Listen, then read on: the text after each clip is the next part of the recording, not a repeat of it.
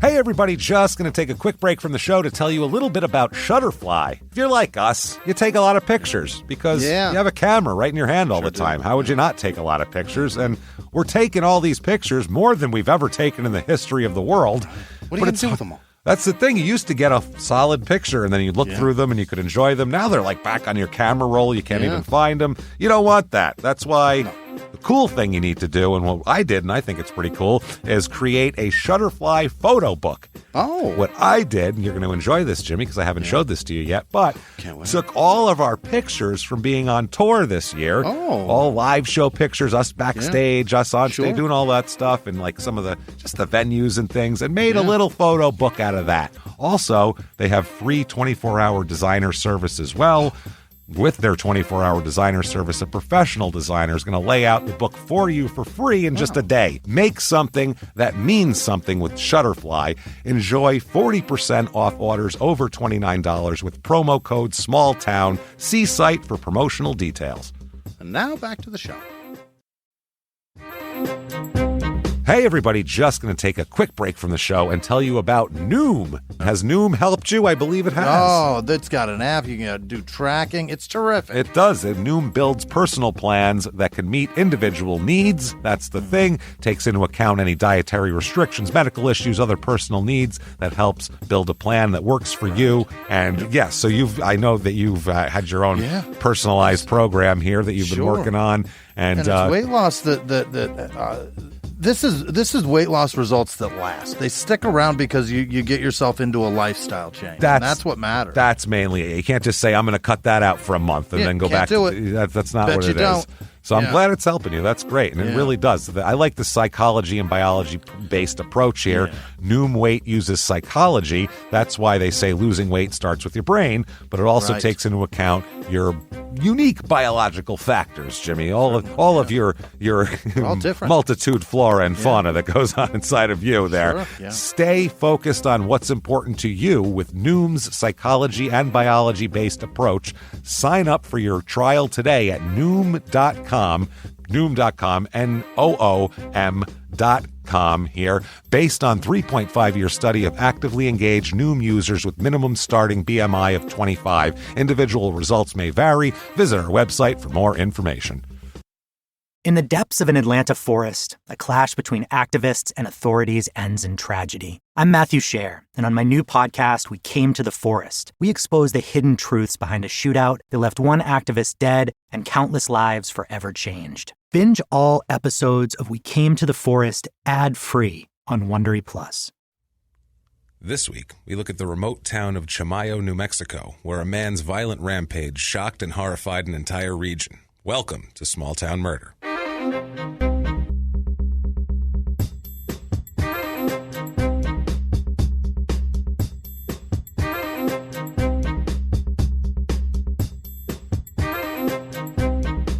Everybody, welcome back to Small Town Murder. Yay! Yay is right. You nailed that yay. My name is James Pietragallo. I'm here with my co-host. I am Jimmy Whisman. We are pumped this week. Jimmy, how excited are you? The yay is pouring. It's coming out of my pores, Jimmy. I can't get enough of it. I'm so excited. Last week was bananas. Last week was great. You guys were so awesome on the iTunes reviews. Wow. Thank you so much, guys. Honestly, that's our life's blood. We cannot tell you how helpful that is to us on the business end of things, and just in our podcast world. That's the currency. Yeah. So thank you guys. If you haven't done it yet, please get on iTunes. Give us 5 stars. You can say anything you want. Yeah. Anything you want. It's true. So my eyes hurt when I read for a long time. I go, all right, that's great. You should listen to this podcast then. Perfect. So anything you want, doesn't matter. Just the 5 stars, like I said, are immensely helpful to us. That would be amazing if you could do that. And if that's not enough, if you signed in, you've given us an iTunes review, they can do more, Jimmy. They can. If you're like, that's good. I like giving iTunes reviews, but that's not enough. I need to do more. This is getting me through my workout. This is getting me through my commute. You can get on patreon.com/crimeinsports. That is our other podcast that you should also be listening to. Of course. As well. Also listen to P.S. I Hate This Movie about bad romantic comedies with me and my girlfriend Sarah Hunt, and it's very, very funny. Do that too. But patreon.com/crimeinsports. Do that. All that money goes to us. You can make a donation there. That is more appreciated than we could tell you. It really is. That's what keeps this show going, and you guys drive it, really. I mean, it's nothing to do with sponsors or anything else. We do what you guys like to do because we're beholden to you guys. We'd rather it be that way. And we'd rather it be that way. Absolutely. If you want to make a one-time donation, you can do that, too, at PayPal. It's our address there is crimeinsports@gmail.com, so you can do that if you feel like it. And if you don't care about any of that shit and you're like, screw these guys. Fuck James, let him get sick. Yeah, no health insurance for you. Screw you. I don't care. That's fine, too. Yeah. You can sit back, you can listen to this show, and we're going to present you with some awesome murder, if that's two words that don't go together very often. That's fun. An awesome tale of murder, we'll say. The murder's not awesome, but our telling of it will be awesome. You can use awesome in a lot of terrible ways. That's true. Awesome can be. They describe tornadoes as awesome. So it's a universal word. This is perfectly. Then it's a perfect word for it. It's an awesome murder. Yeah. This really is. Before we get started on that, just want to give the disclaimer that we have to do every single week. This is a comedy podcast. Everything is real. The facts are real. The research is real. Believe me. Haven't slept for days. It's all good. This is what we do. It's all real, but we do make jokes. We're comedians. We're stand-up comedians. We don't, honestly, our whole thing is we don't want to, you get tired after a while of hearing the stories, and it's very depressing, and then he chopped her head off, and it's like, good Lord. You want to have some humor mixed in there, and that's kind of the take we have on it. So our jokes are never at the expense of the victims or the victims' families. That's not what we're all about. It's not what we're trying to do. We make fun of small towns. We make fun of everywhere. Because we're all from shitty small towns that deserve to be made fun of, because that's what life is. You know what I mean? Have a sense of humor about it. We make fun of idiot murderers who screw up. Maybe a small town bumbling police force that lets a murderer go free or kill more, things like that. That's where the humor comes from. So if that sounds good, climb on board. Strap in. It's going to be a fun ride. If not, if you think that true crime and comedy never belong together, ever, hey, you know what? That's fine. We understand. We shake hands. We part ways as friends. And I'm willing to shake hands. Let's shake hands. Let them go off on their own. Sorry, I see a guy walking away like in an old Nintendo game when you'd kick a guy off the baseball team and he'd be walking away and kicking the dirt, hands in his pockets. With his hoodie up. Shrug shoulders. Yeah. You didn't want to stick around. That's fine. But for those of you that are left after we've told people to stop listening, here we join go. us because we have a wild tale tonight. Wild tale in Chimayo, New Mexico. Oh. Everybody's been there, right? New Mexico? New Mexico. Your favorite state. Ugh. I know that's probably your least favorite state. It's one of the worst. It's the worst one. There's some bad ones. Yeah. There's some bad states. We've covered a few of them. Yeah. We don't have to go over. No. You know what? If you live there, you probably know it's bad, worse than anyone else. So I'm from Colorado, and it's one of the most beautiful of the 50. It's great. And to get there from here, you have to go through New Mexico. Unless you go through Wolf Creek Pass through the Four Corners, which takes a lot longer. It's like 2 hours longer. Yeah, it's like an hour and a half longer. We're all going the short distance. We're all going through that shithole of Albuquerque. I have to say, if you drive through New Mexico, because I've driven through like every part of New Mexico, there are parts that are beautiful. There are some. The mountains, it's like a sunny day. It's got to be up there. It's weird because it's 75 degrees outside, but there's snow in the shade and shit like that. Like it's a weird place where it's kind of like, this is a weird, strange place, and the speed limit's really high, which I enjoy. Or it'll be 65 and sunny, and your skin feels like it's on fire. It's the weirdest thing. It's definitely a weird spot. It's a bizarre state. Chimayo is in the north central part of the state, kind of dead center up north. It's about an hour and a half from Albuquerque. Okay. It's about a half hour away from Santa Fe. I feel like I've seen signs for it then. It's you may have heard of it because of what goes on there. Nuclear testing? No, not nuclear testing. It's worse. It's Catholics. They descend on the place. Oh, really? Worse than nuclear. Really? I'm Italian. I can say anything I want about Catholics. Sorry. It's a nuclear bomb of Catholic people. It's a nuclear bomb of Catholic people. Yeah. It's up there too. 6,073 feet in elevation. So higher than Denver. It's one of those beautiful areas. It's gorgeous. Probably. Yeah.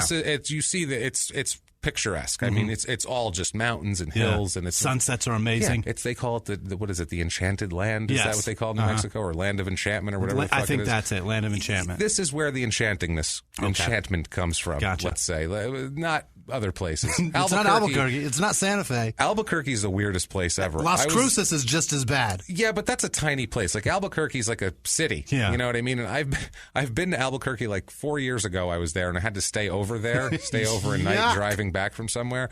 And it's like it's the 70s there. Yeah. It's the weirdest place ever. There's no landscape. It's 30 years Nobody has everywhere. any grass. Nobody has any landscape. It's all just dust. And I know there's probably nice parts of Albuquerque. Sure I've never been there. Right. Not what's off the freeway. Right. What's right off the freeway is wasteland. Horrible. Let's just say that. Horrible, horrible wasteland. This is in Rio Arriba County, Chimayo, zip code 87522, area code 505. Like I think most of New Mexico is 505. There's very few people. There are not enough to exhaust an area code. Yeah, they have plenty. Plenty of numbers. Come to New Mexico. Plenty of numbers in our area code. Let me tell you something. We got plenty. Whole fucking place, one area code. We do this easy. You type 7 numbers. You don't have to type anymore when you're here. You just know what it's going to be. It's one of the biggest states landmass size, too. And it's just so far apart from civilization to civilization. You want to order a pizza? 505. You want to call your grandmother? 505. Doesn't matter. Same thing. It's all right. It's all 505. It almost sounds make-believe. It's like Hollywood is 555 for everything. And Yeah. This whole sure, place 505, no problem. 505. And it's a small town, 5.5 square miles. So they're adhering to the area code. 5 of this.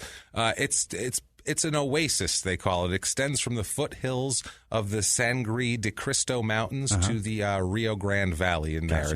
It's an area. It's a census-designated place, they call it. How does that mean? What that is it's the technical definition. It's a concentration of population defined by the United States Census Bureau for statistical purposes only. It's certain, like Hawaii has no incorporated towns. They're all census-designated place. It's just literally how you file your paperwork. It means nothing. Gotcha. A town is the people in the center and the things that happen there, whether you call it a town or an unincorporated this or a census-designated that. It doesn't matter. Right. It's the same shit. But that's what it is, basically. It has all sorts of different neighborhoods and everything, and it kind of encompasses an area and got it. A town, for lack of a better term here. Between this landmark and this river valley. Exactly. That's it. The name Chimayo is from the Tewa Indian language. It means it's meaning superior red flaking stone. That's what it means. So they have nice red flaky stone there apparently, or did at some point. This area was it really started getting settled a lot in about 1692 by the Spanish. They started encouraging people to go there.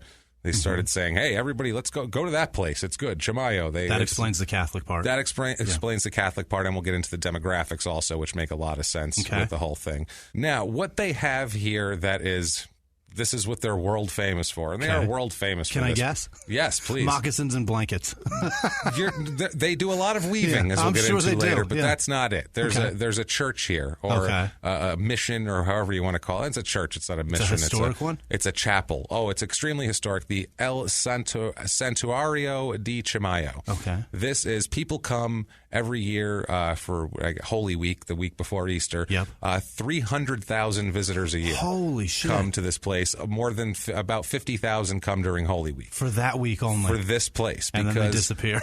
Yeah, pretty much. And then they go back. The place is a place where people go to pray for sick people. It's one of those places. There's a bunch of them in the Southwest. There's one down by Tucson that my mother used to go to all the time because she'll do that shit. She'll light a candle for someone. It's like Canton during Hall of Fame week. Yeah, exactly. That's what this is. Everyone's in here. There's no speeches or parades. Or probably the food's kind of weird. So just all Chili's. Yeah. Everything's Chili's, as we'll get into. Applebee's, come on. In a second. No, not Chili's, the restaurant. Chili's. Because it's New Mexico, and everything has Chili's on it.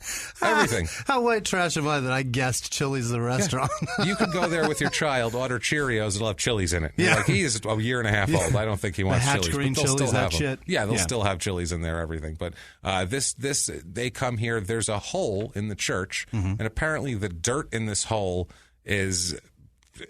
Dirty. Has spiritual. It can heal spiritual and physical ills. That it's said. Okay. It's just this dirt. They come and pray to this hole and touch the dirt, and apparently that makes everything better.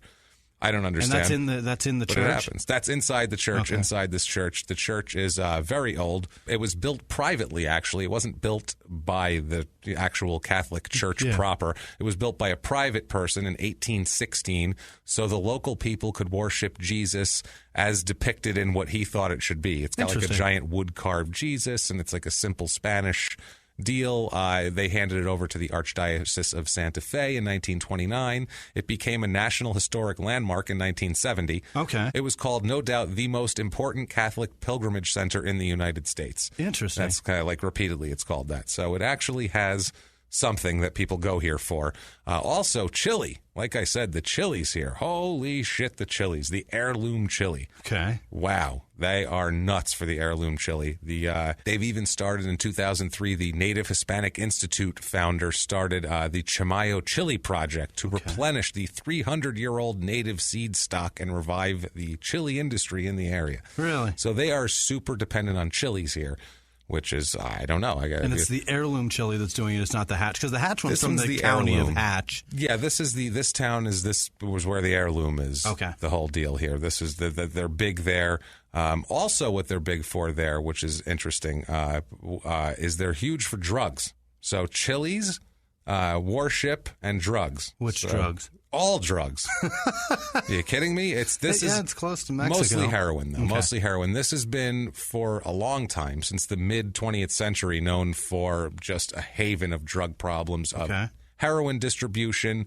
Apparently, it's up there, remote in the mountains, so they go up there, and then you can distribute kind of outwardly. You can send it to the West Coast. You can send it to Colorado. Yeah. You can ship it east. It seems like a good. It's a border state, so that makes sense. Yeah, but it's up north of the border. It's not down by the border, so it's a remote place up in the mountains where you can package, distribute, and process heroin and not be noticed by a lot of people. This place for a long time had amazing amounts of crime here, amazing amounts, and record rates of overdose deaths also. Really? Because people were selling it and they were doing it. There's like not crazy. A lot of people there, though. No, the rates of deaths. Okay. So if there's 2,000 people and 10 die, that's a shitload as far as rates go. Yeah.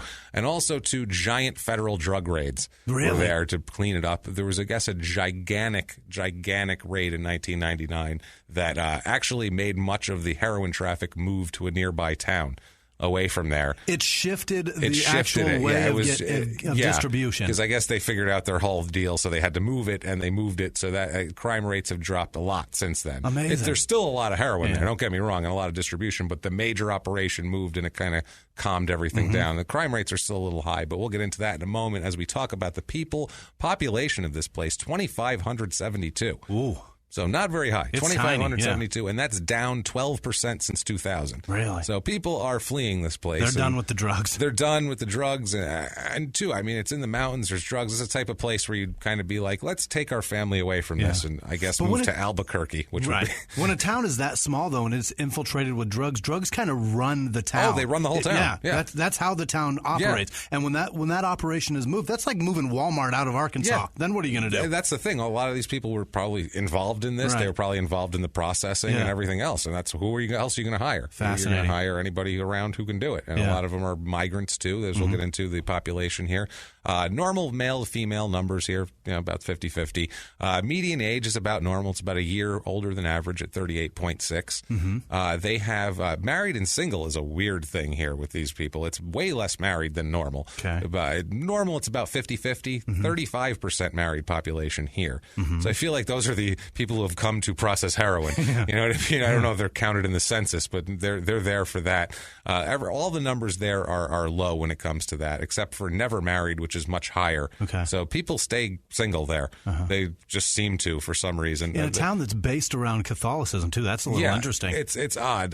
The married but separated, which is, normally Catholics about 5%-ish. 0.0%. Nobody's married but separated there, or at least won't admit to it. Yeah. It's very, very strange. The single with no children, but people have children, though, because there's a lot, single population there is 64%. Single with no children is 16%. Oh. So single with children is in the 50s or 48. 25%. Wait, what? And then the married with no children. I got you. It's not of the single population. It's of the rest. Got it. When we get into the ages, only about half. There's not a lot of kids there. Only about half the normal amount of 0 to 17-year-old people there. So very low in kids. There's a bunch of people like 18 to 21. I don't know if those are the heroin processors or maybe what the hell they're doing. Maybe the younger ones already overdosed. Maybe they're gone already. Yeah, it was laying everywhere. They had a little on their hand. Got on their binky. You know how that happens. It happens. From time to time it does. Yeah, I mean, who hasn't had a little heroin on their kid's binky? Come on. All of us that have had kids, I mean, every once in a while. From time to time, they absorb a little. At some point, Your kid's going to get a little heroin on his binky. That's all I'm saying. There's nothing wrong with that. The 18 to 20 bracket, though, very high, and the 60 to 64 bracket of age, both of them have about 3 times the amount normal there. So that's 3 times the amount? 3 times the amount normal. Those are the people that missed the heroin generation. Yeah, it's very odd. I don't understand. They're aged out of it. You're either 19 or 62 in this town. Like it's a very strange, specific thing. And you know here. that may be because of the overdose too. That maybe, or if that there's might a be huge people. population of overdose. Generally, when I think of heroin, I'm thinking of people in their 30s, 40s. In that, I realize that nowadays it's much younger. Yeah, the kids too. But in the 80s and the 90s, it tended to be a generation of older people. I feel like it was just heroin was around. It's just everybody everywhere. Thing. Yeah, it's just it seemed like it was a lifestyle thing for a lot of these people. Racially, this town only 10.61% white. So that makes sense. Very much lower than the 62%, which is normal. Mexico. It's New Mexico, yeah. 0% black, 0% Asian. It's not even a damn restaurant in this place. Well, then again, they don't use chilies. It's Hatch chilies. Yeah, they don't use chilies. Right. That's why. The Asians say that no chilies, and then they said, well, you're not allowed in our town at all. I'm sorry, you can't do that. It's 87.4% Hispanic. So 87.4. Very, very, very Hispanic. That's this area. fascinating. It's excessively Hispanic or extremely Hispanic. And how much Not Native excessively, American? It's fine. You can have as many Hispanics as you want in your town. I don't care. But that seems go a crazy. lot. Yeah. It's just out of whack for what we normally do. Yeah. Normally in a small town, we don't have 87% Hispanic. That's just There's not no normal. city in this country that's like that. No, not really. No, it's that skewed. No, that's crazy. It is. It's really, really interesting. I'm shocked that there's not more Native American there too. 2%. 2%. Native American. You'd think there'd be more, but that's still higher than the average of. It's only 0.66% is the national population, so that's of Native Americans. So that's still a little higher. Religious, 65% religious, very religious there. About 50% is the average. 53% of the people there are Catholic, not a shocker. 0.0% Jewish. 0.8%. There's no Spanish Jews, really? No, it's odd, right? It's strange. You don't see a lot. Geraldo is the only one I know of. Outside of that, we don't Geraldo. I don't know if Geraldo works in the heroin processing. So I know he's Hispanic Jewish, so that's the one I know. There's Geraldo and Sammy Davis Jr. is the black Jewish guy. That's all we know. There's no Hector Goldstein. Is that what you're telling me? Not a lot. Not a lot. It's possible. It's possible. 0.8% Muslim. So they have a couple of Muslims there, which is odd. I wouldn't expect Muslims to. Let's go to this mountain town where everyone speaks Spanish. But whatever. 75% Democrat, 22% Republican in the voting, which is about what you'd expect. If you're threatening to deport people on a daily basis, that's a good point. Or deport their grandmother, they might not vote for you. That's a possibility. They may lean the other side. It happens, is all I'm saying. But that shows how much that topic and that actual issue divided people. That you took Catholic leaning people and turned them Democratic. Turned That's them fucking to bananas. the party that is okay with abortion. You know what I mean? So that tells you a lot. Hardcore Catholic people. It tells you a lot. Well, also too, I think it's just like the in gays general. are fine. Bring them over. New Mexico is a blue state anyway. It's that's true. It always is anyway. So I don't know. Anyway. Economically, not doing great here. 32% of the people there make less than $15,000 a year. That's a third. That's rough. But you don't report your heroin income. That's true. You don't report heroin income, and I feel like those are people that were maybe working the plants before things got busted.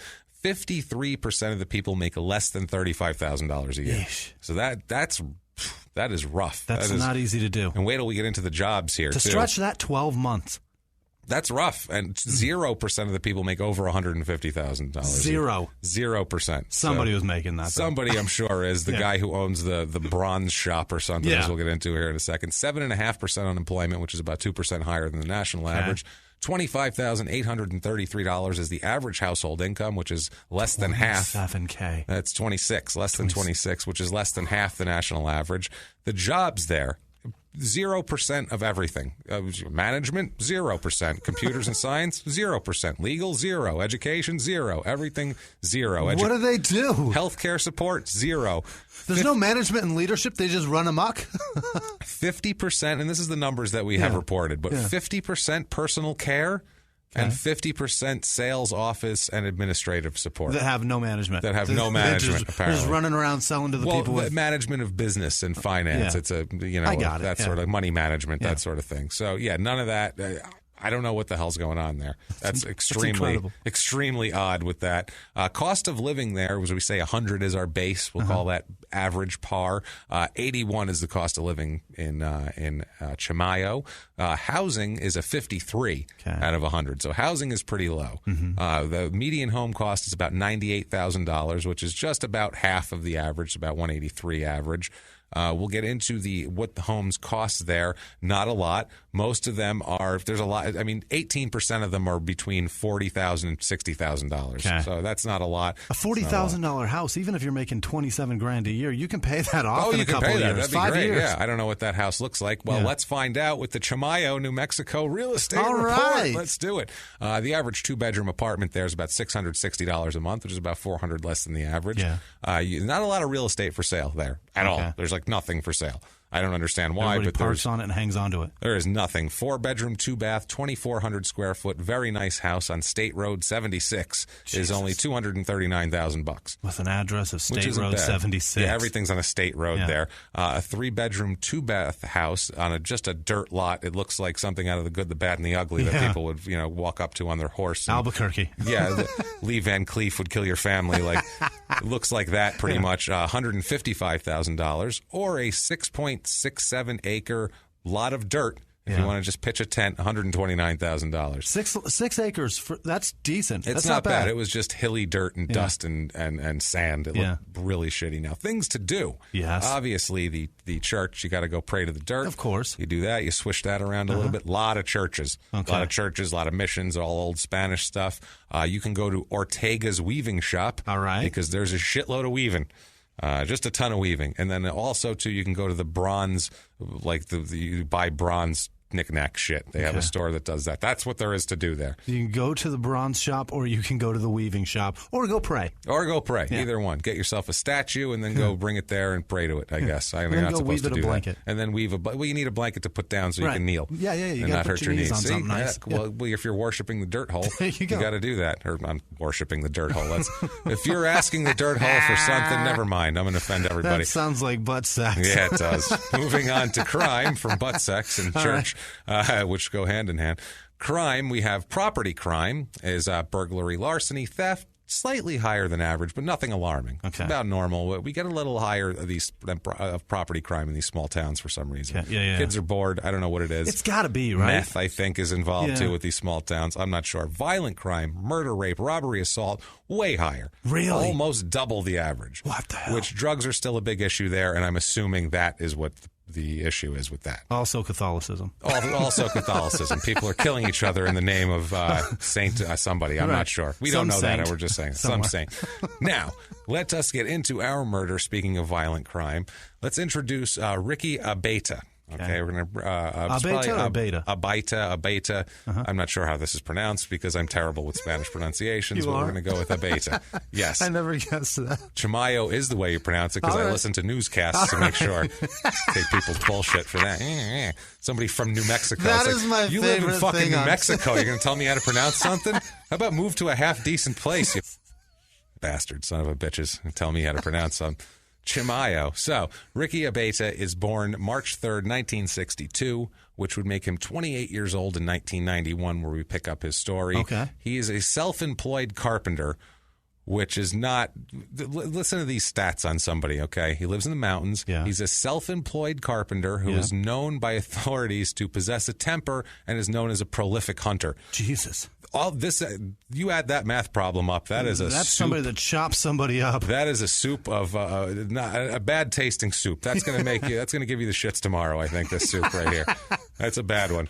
It was not great. Did he choose carpentry because of Jesus? Is that what this is? I don't think it is. Okay. I think he chose carpentry because he had no other skills. Not that people do that. Some people like carpentry, but I think he was just like, I don't know. That's the only job that is here. I can sand some cupboards or something. Yeah, and it wasn't even in town because there's no carpentry jobs, remember? Good point. He actually worked in Santa Fe all the time, which is obviously, because there's no jobs here. Yeah. In the past, state police have said that he's been arrested, never convicted of anything, though, which is odd. He's been arrested on a ton of different charges, including aggravated assault, larceny, harassment by telephone. How do you get arrested on aggravated assault and not convicted? They might have dropped the charges. Okay. It might have been we see that all the time. To get an aggravated charge, though, Well, I mean, that's the charge. They're charging him with that, maybe to try to get him to plea, and the other guy could have dropped it. The other guy could have changed his story. Right. It might have been who the hell knows? There's a million different generally things. Aggravated. The state's like, you don't want to press charges? Well, fucking we will. Yeah, well, I mean, they might not have had evidence. If this guy doesn't want to testify, it's a small town. That's such a vicious charge to wash away. No clue what happened That's there, a good point. I mean, some guy could have spit in his face and he punched him, and then they called it aggravated assault. Right. So, I mean, you never know what happened there. But based on his history and what he ends up doing, I'm going to say he probably did something real shitty, and they let him off for no reason, and I wish he was in prison before this.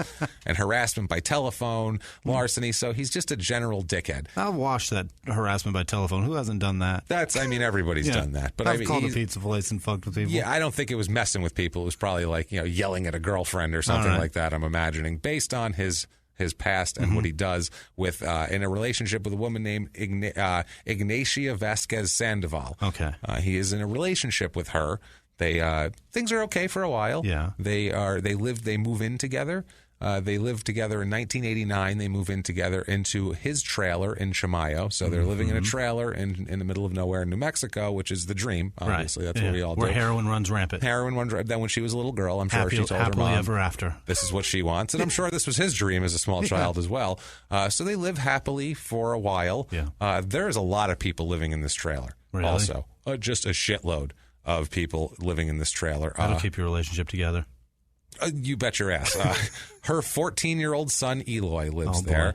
Her 19-year-old daughter, Mary Ellen, lives there. Mary Ellen's 21-year-old boyfriend, Macario, lives there. And their 6-month-old son, Justin, all live there.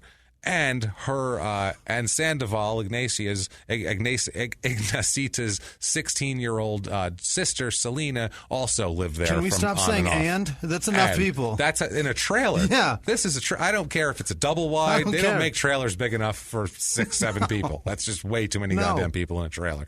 So the dream, once again.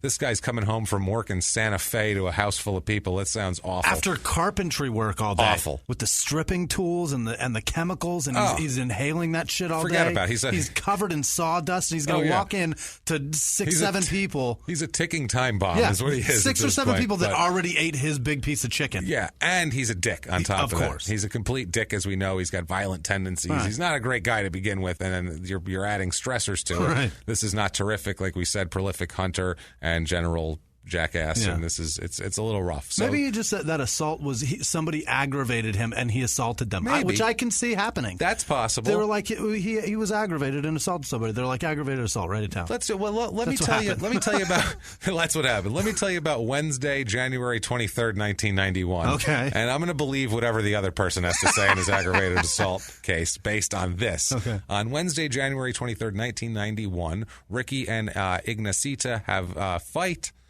Big fight, huge fight. She says she wants to leave him.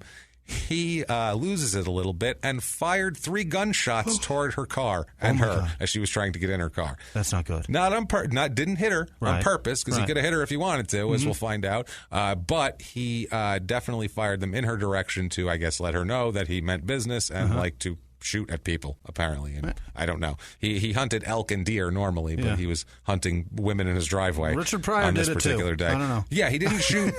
He didn't shoot the car. He didn't shoot her. He just shot in that toward direction. the direction to say 3 shots, though, is a lot. And that's enough. That'll scare the shit out of you at that point. So she went to the police, thankfully, saying, I'm scared. He just shot at me 3 times and I want to leave him. She told a domestic violence hearing officer, Carol J. Vigil, that Ricky had become very angry when she told him that she was moving out of the home and fired the shots at him and asked for a restraining order so she could move out and not be, murdered in the middle of it.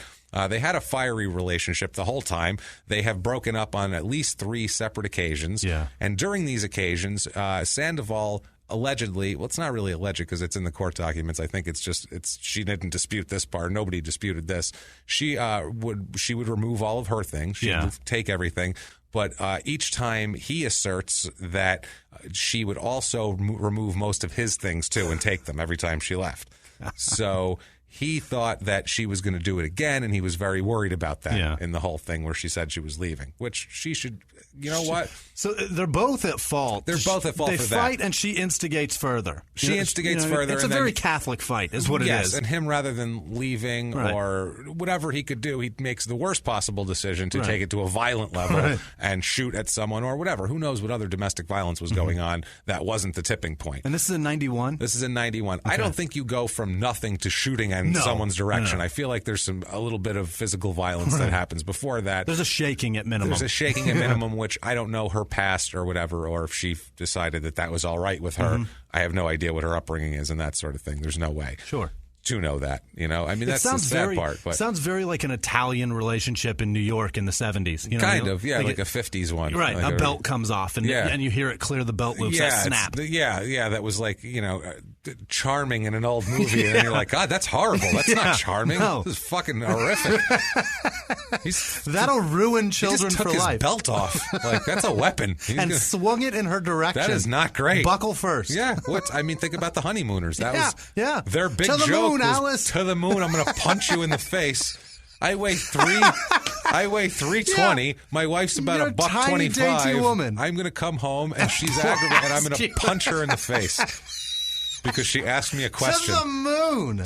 Right to the moon. Not just like lay you out. He didn't even say, I'll give you the back of my hand or anything. I'll give you a smack. He said, I'm going to punch you so hard it will physically lift you off your seat through the roof and atmosphere and onto another satellite. Another.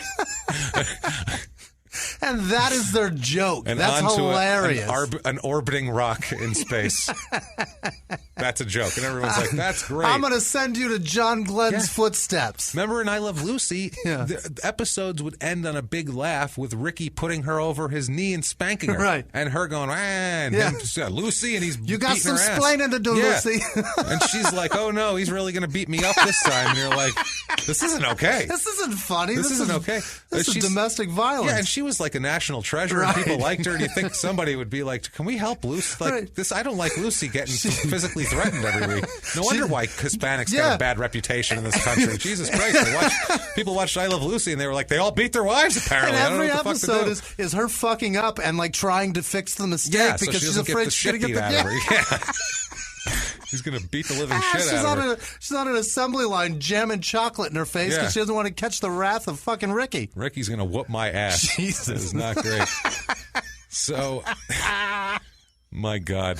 Anyway. So Saturday, January 26th, 1991, this is 3 days later after she went to get the restraining order. They tried to serve the restraining order on him Wednesday, and he wasn't home. Mm-hmm. So he hasn't been served this restraining order yet. So this is going down on Saturday, January 26th, 1991.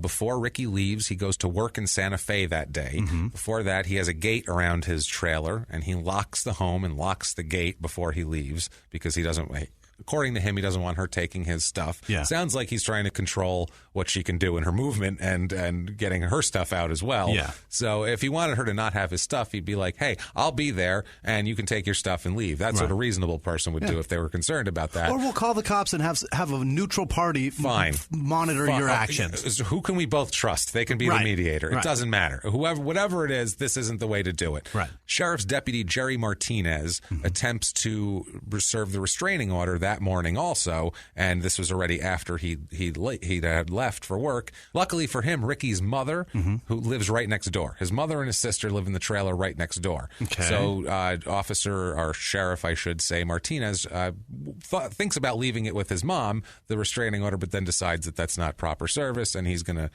wait to see him. Whatever. It wouldn't have made a difference anyway. So they try to do that around noon this day. Sandoval comes to collect her things. She brings her family with her also. She brings some family. She brings Eloy, who is her son. The 13-year-old comes. He cuts the gate with wire cutters. He cuts the lock on the gate. Right. He tied it up. He cuts that with the wire cutters. And then Deputy Martinez comes back. He was checking again to see if he could serve the paper. Sure. He comes back and gives them permission to enter the house to get her things. He says, why don't you go in there and get it? I have the restraining order. So whatever. I'll keep an eye on things. I'm here. It's fine. Yeah. So Ricky's mother and his sister Dora meet her at the gate, meet Sandoval at the gate, and they try to keep her from taking. They're saying that don't take any of Ricky's things. Right. They're trying to be his eyes and ears with this. Deputy Martinez again has the restraining order, and he says, "Look, it's valid. It's fine. I'm going to watch her pack up her possessions, and then you can look and watch, and everything will all be cool, and everybody be observers."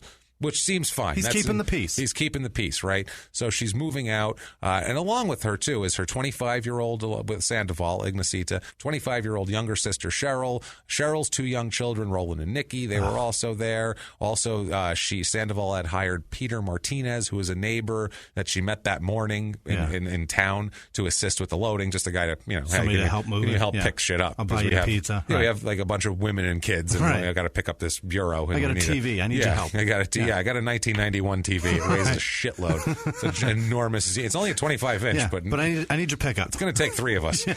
They have a U-Haul and 3 cars to take her stuff away, so they're prepared. Here's the thing: Ricky should be thrilled about this because this is what I'm saying. A U-Haul coming to take all of that shit and all those people out of the house. You don't even have to do it. You're about to have a vacation, That's sir. what I mean. If he's so miserable and he's so mad at her that he needs to shoot at her, she's going to leave with all these people. You're going to have the place all to yourself with nothing in it. Well, that's what someone who needs to control. That's the difference. That's not. He doesn't just go, "Hey, cool, look at me. I can watch TV with my hands down my pants." This is a sane person's thought. Yeah, we're having a sane person's thought of, "Cool, I'm going to eat whatever I want for dinner and watch whatever I want on TV and do whatever." Yeah, no, I'm going to watch porn with the sound up. Is what men are. That's what you're thinking. I know you. That's exactly what you're thinking. I'm going to sit down with all this chemical on me and my lazy boy and just normal unzip. People are going to think. That's what I'm going to do. He thinks, "No, God damn it, I can't allow this to happen. I got to shoot at her." Yeah. So anyway.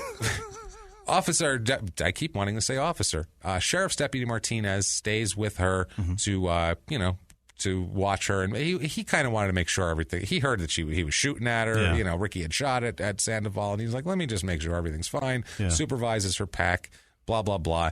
He never shows up, Ricky, through this whole thing. Really?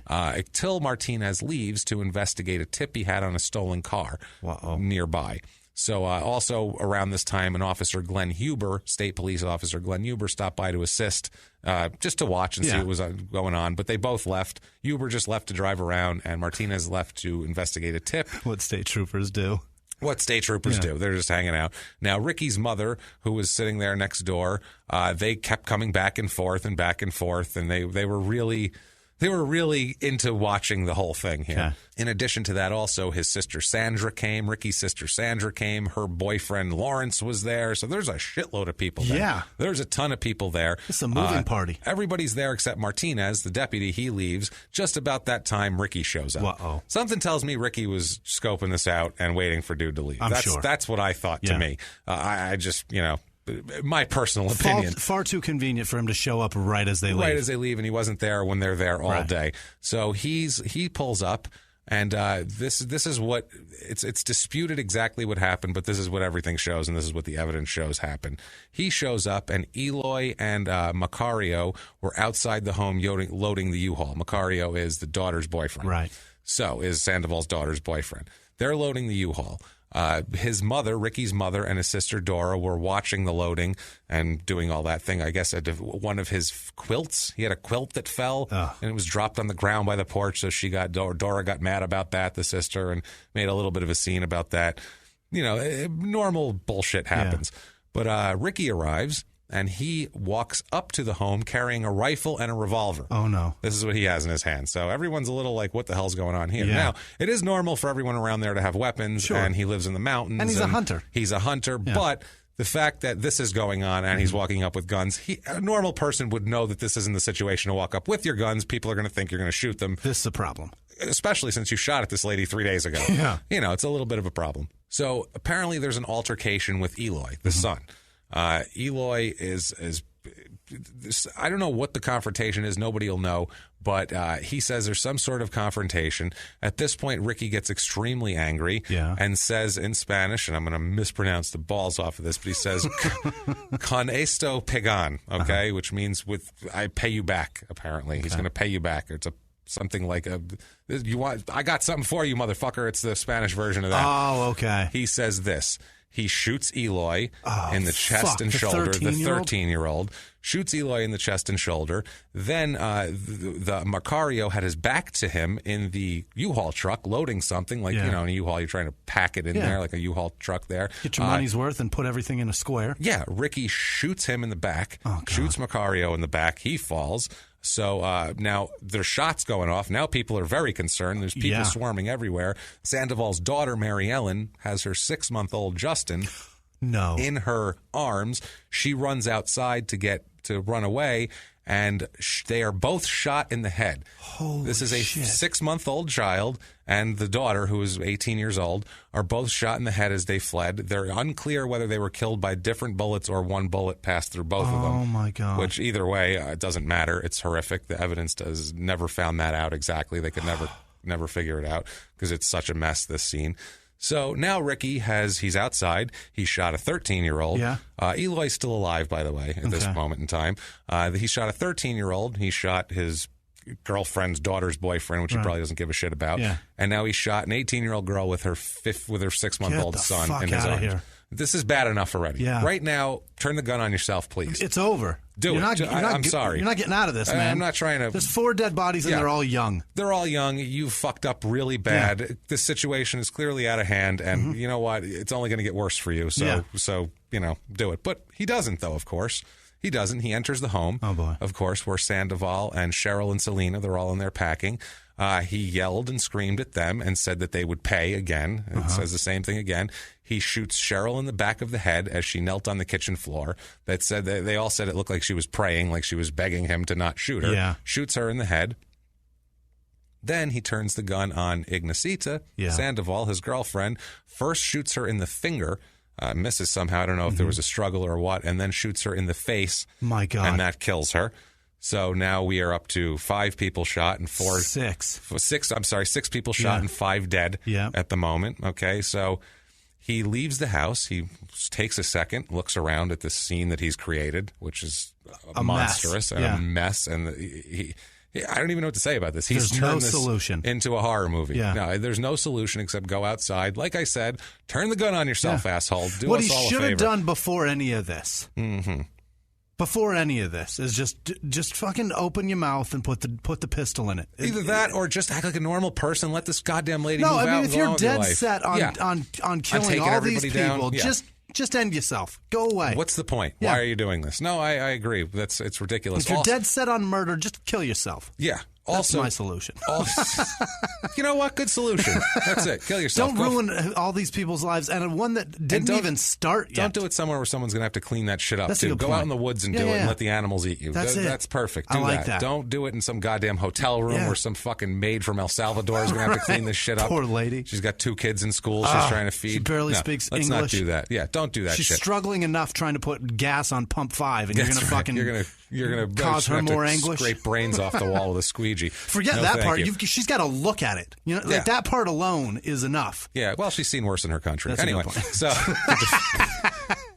Ricky also, they think, hit Ignacita twice in the back of the head with the gun. So he beat her too on top of it, which they don't know if that came before or after. So we've got one person that's not dead yet. Eloy is in the front. So there was 3 people packing inside. Yes, they've all been. They're not dead, but everyone he shot at's one is alive out of the people he shot at. Right. 6 shot, 5 dead. Okay, alive 13-year-old boy outside. Got it. So he does this. He looks around. He then leaves the house, sees Eloy outside, shoots him again. Oh God! This time hitting him in the groin area. Oh my God! Nice guy, right? At this point, Sheriff's Deputy Martinez pulls up. He comes back, and he just pulls up and just gets out of his car. He has kind of one foot in his car, just like he has no idea any of this has happened. He has no clue. He can't see anything. He has no idea. He just pulls up. He pulls up out in front. It's a big area. He has no idea what happens at all.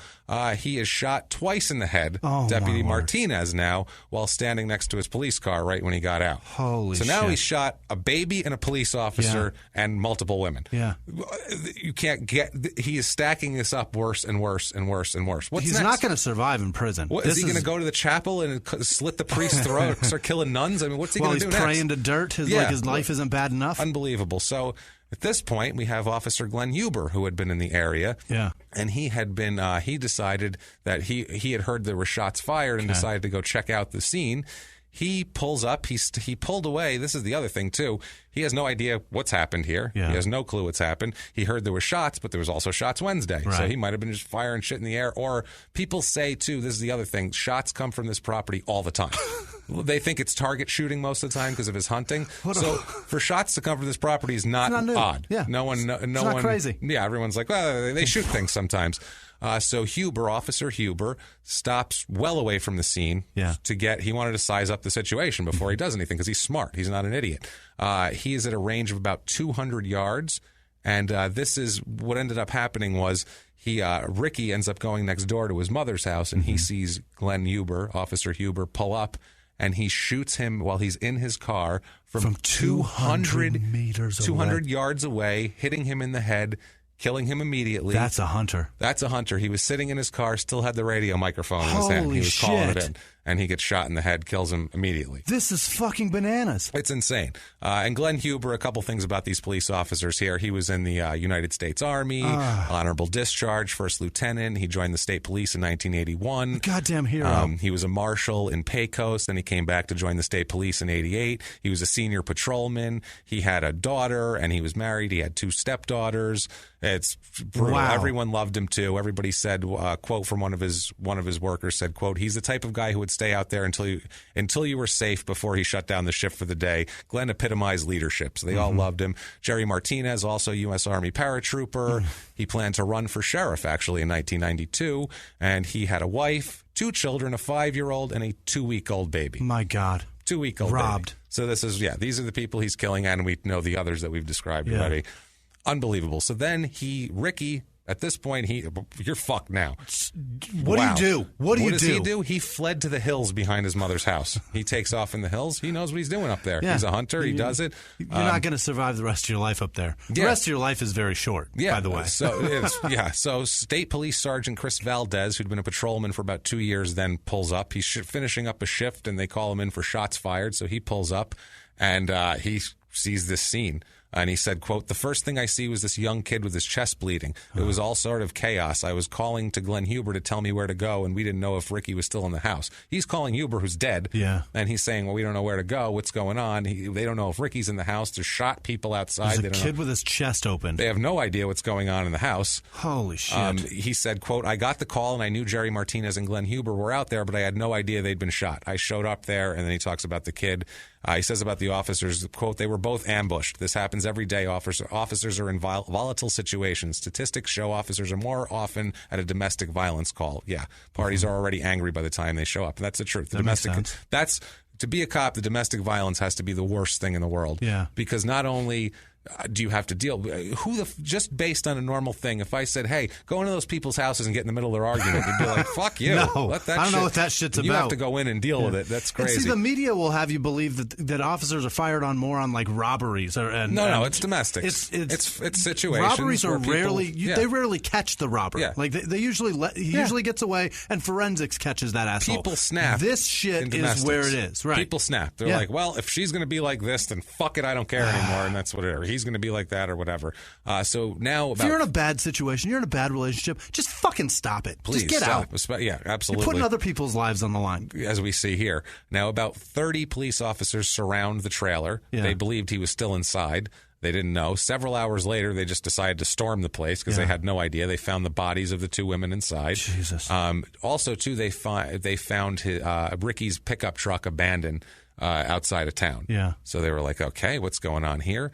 Now Valdez had to enter this home and found when they walked up to it, they found the 5-month-old shot through the head. Fuck out of here. That had fallen underneath a truck. Oh, Christ. I mean, how horrible is that to find under a truck? Ugh. Under a truck. I don't even know what to say about that. That's another one. I've said that several times in this because I'm speechless in this. So terrible. Valdez said, quote, they prepare you in the academy to see one of your own dead. They tell you you're going to see a New Mexico State police officer dead. And so you learn to deal with that. Not a 5-month-old baby, especially shot in the head under a truck.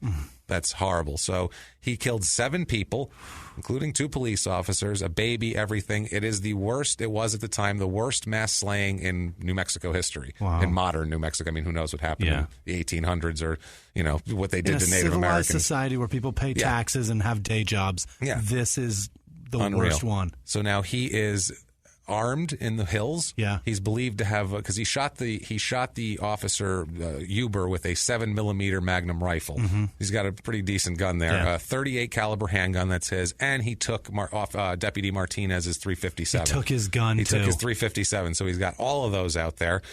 Police Major John Denko says evidently the situation became volatile before they got there. They were caught by surprise, totally off guard. So, yeah, that's the truth. I would say so. People are obviously shocked around this place. A neighbor from across the street said, "It hurts, man. It really hurts." This is a Luis Garcia. Whatever was going on between him and the woman was something else. Killing the officers and the other people, especially the kids, I don't see why he killed them. Needless. No shit. Other people... Also, too, they said that Ricky had shot several dogs in recent years. Really? Like from the neighborhood. He'd been shooting people's dogs. Fuck? He's a lunatic. So, massive manhunt. Yeah. Every officer they can find in the area. Helicopters, dogs, you name it. Full court press. Yeah. There's a reporter that comes to visit it. And he was talking about this reporter was saying how everyone was scared about Abeda. Of course. Because he's such a good sharpshooter. He said, quote, everyone was talking about how he was this incredible sharpshooter. The lore was that he could knock the bell off a goat from 100 yards. Oh, how about he could knock the head off an officer from 200 yards? Yeah, exactly. Hey now, look at us. Hey. Police also found his cigarette butts, Ricky's brand of cigarette, on a bluff overlooking the scene.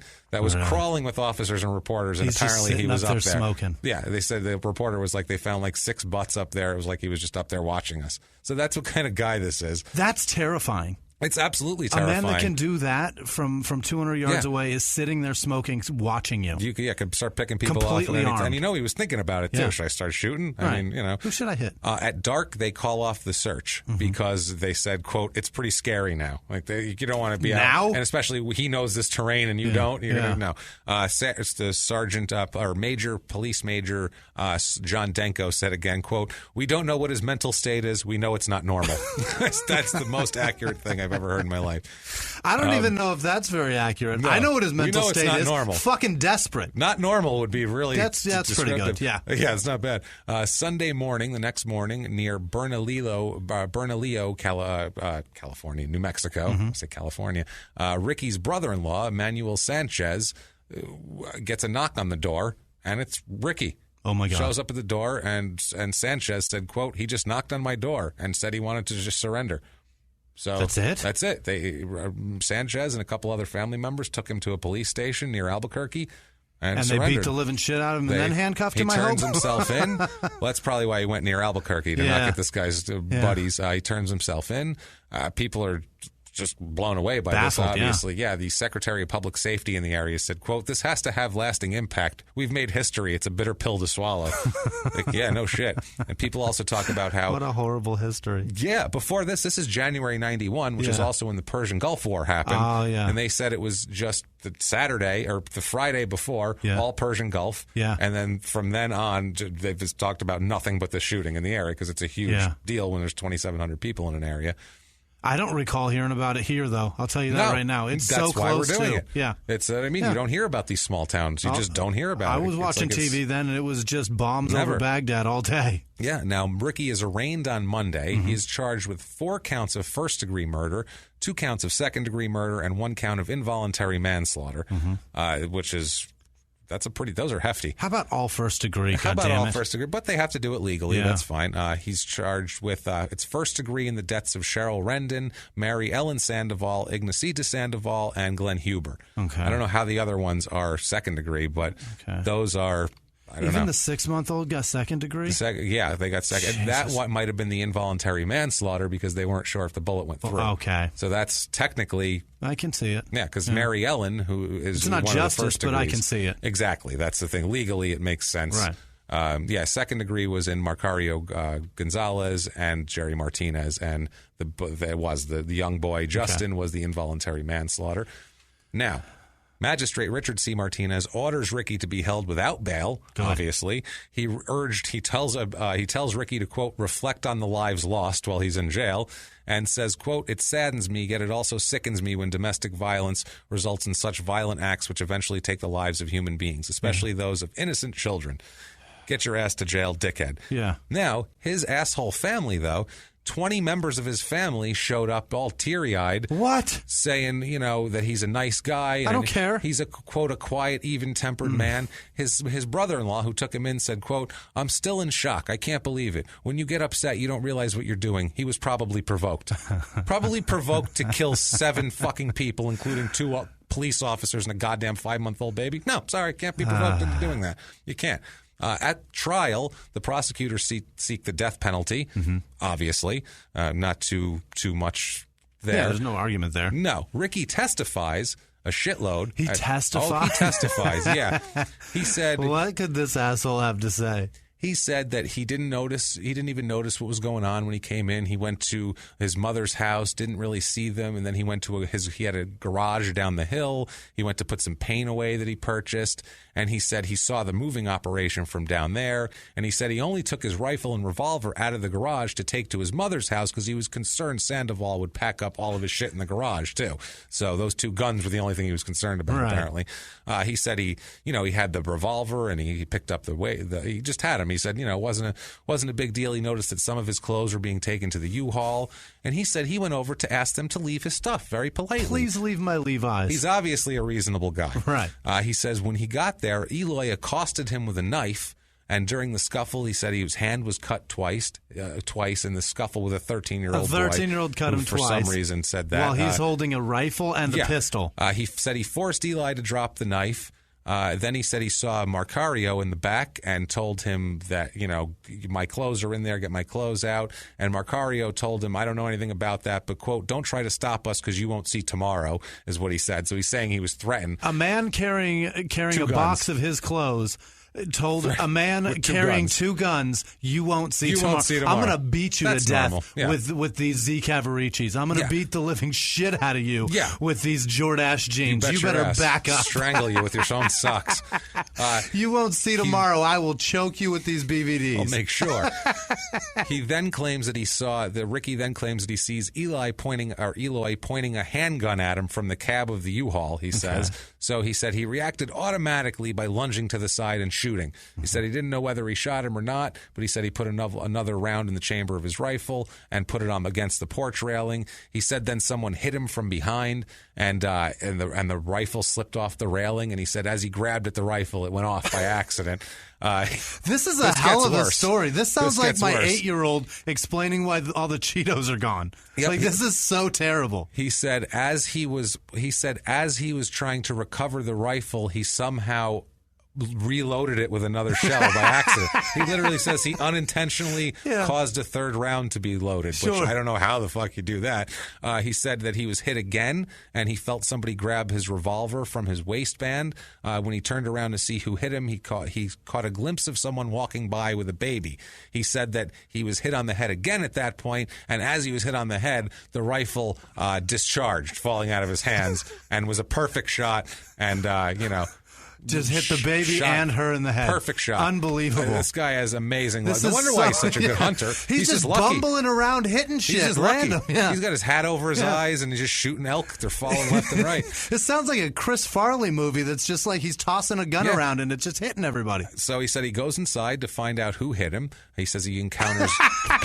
Everybody's dead. Nobody has any answers out here. I better go inside. I shot everyone out here. This story is such bullshit. Unreal. So he says that when he went inside, that Cheryl told him to stop and yelled at him, and he said that Sandoval had his revolver. Right. So Cheryl screamed "No, Ignacia," and covered her face and started to bend over. And Ricky says he went down with Cheryl to try to, duck out of the way, and that Sandoval tried to shoot him, but hit Cheryl in the head instead. That's the case there. So he blamed that on him. He then says he struggled with Sandoval over the gun and saying that he fired the gun by accident, but her hand was in the way and it shot her in the finger. That was the shot in the finger. And then he said he saw her running toward the front door with the gun. He says he caught up to her. She bent down and was trying to wriggle out of his grip. She pointed the gun at the defendant. She pointed the gun at Ricky, who he said hit the gun, forcing the barrel back toward her, and it went off and shot her in the face. He literally said, "This is the best I am ever. Bugs Bunny, and I tied up Elmer Fudd's rifle in a knot, and it shot." What the I put my finger in the barrel, and it shot backward. So... Unreal. What an Daffy asshole. Duck, and now my beak's on backwards, and that's what happened. He is found guilty on all counts. Thank you. Because how's he going to explain what the rifle fell over and hit the officer 200 meters away? That's the thing. He had no explanation. He said, I don't know anything about that. I don't know. Those guys are dead. They must have shot each other. Yeah, that's what happened. Confusion. It happens. Now, the attorney was just trying to keep him from getting the death penalty, which is a long shot because he's killed babies and police officers, which are the two people they generally like to kill you for, is cops and babies. You can't kill those. He killed both, and one more just to make sure. Just for good and measure. women, just to make sure that's it here. But they tried to humanize him, apparently, and they really tried to make him out like a person, and the lawyer tried to have his arm around him and shit and really humanize him. And the jury is deliberating on the sentence. Jury deliberates for 11 days on the sentence. What? 11 days. That's not good. That's some deliberation. They come back and they give him a sentence of 146 years in prison without the possibility of parole. That's not enough. It's life in prison without the possibility of parole. It's not enough. It's miserable. He gets 30 years for each of the 4 counts of first degree. The one of the second degree, he gets 13 years, 10 years for another, and then involuntary manslaughter, 3 years. So 3 years for shooting a baby in the head. That's what I was just going to say. In New Mexico, you can shoot a baby in the head and do 36 months. Yeah. He appeals, of course, saying that they didn't. The trial judge refused to give the jury instructions that he requested, instructing them that they could find that it was self-defense. He tried to claim self-defense. This whole thing, he said, people were hitting me, guns were going off, I didn't know what was happening. He tried to claim self-fucking-defense. That's unbelievable. Wow. They do not have his appeal, obviously. Good. That doesn't matter. For some reason, he is serving his sentence in Walker County, Texas, which I have no goddamn idea. Since it looks like March of 2000 he's been serving there. I don't know why. I have no clue why. I could not find why, but he's in Walker County, Texas in their prison system. Eloy Sandoval survived, and he's actually doing well. Oh, good. There's an article on him in 1999. He explains about the crime. He said, quote, "It was my mom's ex-boyfriend. She was moving her stuff out of the trailer. He showed up with all kinds of guns and started shooting everybody. At this moment, he said the only thing he has of his mother were flashbacks of her murder and her 1973 Grand Prix, Pontiac Grand Prix. So what he did... He says, quote, "She always wanted a nice paint job and nice wheels. I always wanted a lowrider. I decided to fix up the car in memory of my mom. Whenever I worked on it, I felt peace."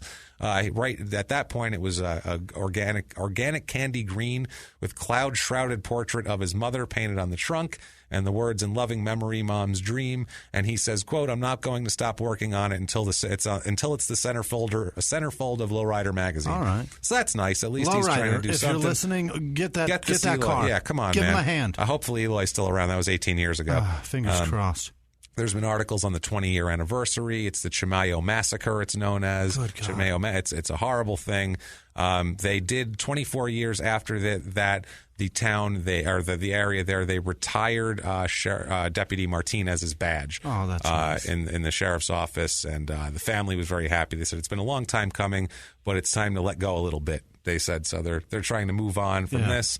And that's Chimayo, New Mexico, and that's a real piece of shit asshole and a horrible, horrible thing that he did that makes me want to punch him in the dick. I mean, that may be the worst guy. I mean, it's horrible. I mean, all the guys we've covered have been pretty bad. Vile I don't know human what's beings. worse. The one that shot the dog in its kennel is pretty bad. Pretty good, but how can you say that's worse than the guy that raped and killed a bunch of teenagers Oh, my God. and strangled? They're all terrible. It's so hard to gauge, but this is unnecessary with as a it comes. defense. This with is a unreal. legit, he tried to get out of it. It's unbelievable, man. Wow. So good thing he's there. If you're in Walker, if you're in Texas County Prison, see that guy, just punch him right in the dick. Right in the dick. Right in the dick, and more if you feel like it. I don't care. So do whatever you gotta do. Keep punching to the that dick. moon, Alice. To the moon, Alice. Put him over your knee and punch his balls to the moon. There you go. Right to the moon. So if you like that story, what you can do is you can get on iTunes. You can give us 5 stars. Tell us anything. Reading makes your eyes tired. Yeah. We don't care. It doesn't matter. It helps us out immensely, and it's really the best thing you could do for the show.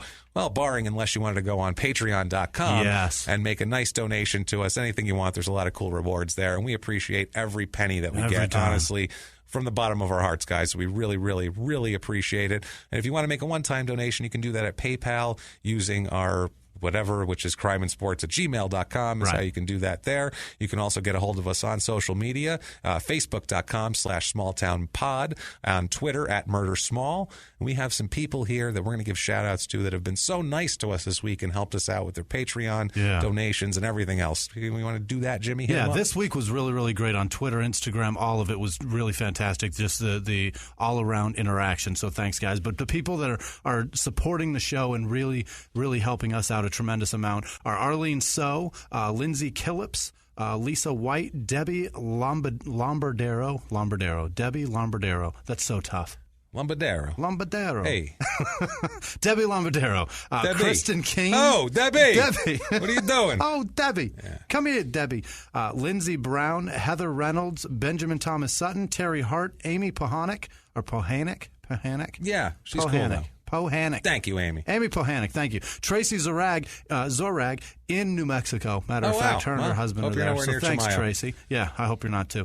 Kellen Englert, Aaron Brown, Ann Brantman, Nita Marie. That's it. Nita Marie Valcheva. Nice.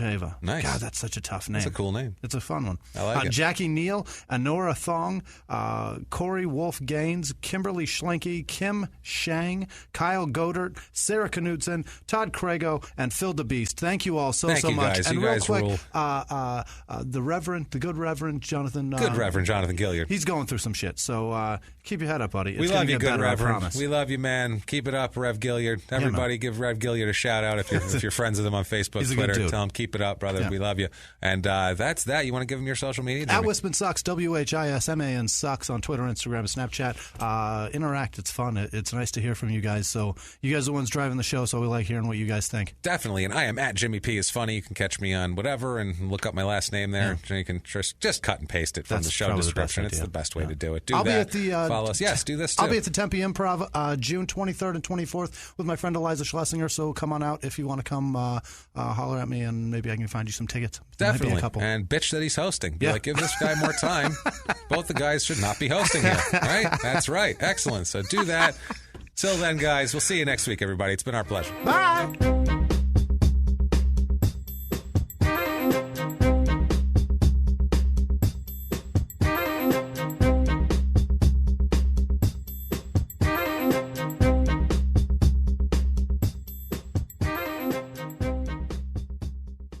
If you like Small Town Murder, you can listen early and ad-free now by joining Wondery Plus in the Wondery app or on Apple Podcasts. Prime members can listen early and ad-free on Amazon Music. Before you go, tell us about yourself by filling out a short survey at Wondery.com/survey. In the 1980s, a rosé swept the country. Hey, Mike, I really like this White Zinfandel. Well, good. Now put it down. We're going to try another one. White Zin became America's top-selling wine. But most don't know that this sweet drink has a sour history. What began in 1986 with counterfeit bottles, a big fraud, a multi-million-dollar fraud, sent investigators chasing one of the most powerful families in the business, the Licciardis. But the closer the feds got to them, the more dangerous things became. It's a story of deceit. At the time, I was paranoid. Threats. You touch my kids, I will kill you. And murder. With a .22 caliber bullet to the head. What started with a scheme to mislabel wine spilled into a blood-soaked battle for succession. Welcome to Bloodvines. You can binge listen to Bloodvines exclusively and ad-free on Wondery Plus. Join Wondery Plus in the Wondery app, Apple Podcasts, or Spotify.